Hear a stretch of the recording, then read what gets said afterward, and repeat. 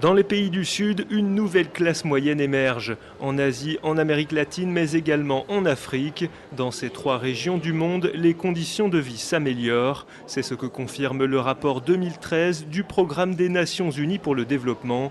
Locomotive de cette tendance, les géants chinois et indiens, mais pas seulement. Le continent africain a lui aussi pris le train en marche. Selon l'ONU, la classe moyenne en Afrique passera de 137 millions de personnes en 2009 à 224 millions en 2020, plus 63%. L'Asie-Pacifique, elle, verra sur la même période sa classe moyenne exploser de 231%.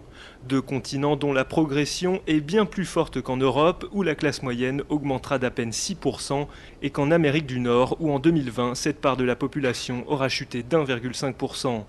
Les pays du Sud se démarquent nettement et s'émancipent. Ils produisent et exportent leurs produits, attirent les investissements, mais surtout commercent de plus en plus ensemble.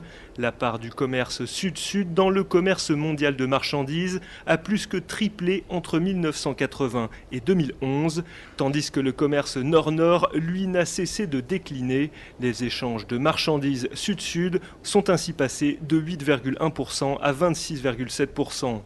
Une nouvelle place dans l'économie mondiale qui permet aujourd'hui à de nombreux pays en développement d'afficher de forts taux de croissance.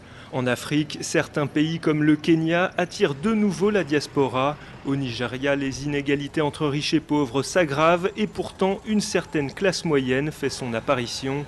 Ces économies s'enrichissent, s'appuient sur un marché intérieur plus solide. D'après l'ONU, les inégalités liées à la santé et à l'éducation ont tendance à se réduire.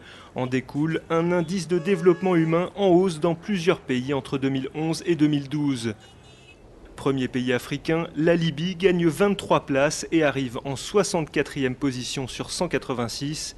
Bonne progression également pour la Sierra Leone qui gagne 2 places. Petite amélioration également pour l'Afrique du Sud, la Tanzanie, le Nigeria, le Togo, la Côte d'Ivoire, le Zimbabwe et même le Niger classé dernier.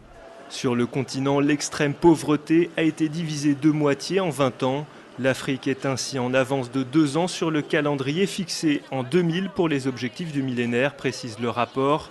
Avant de conclure, pour la première fois depuis des siècles, le Sud mène la croissance économique comme les changements de société.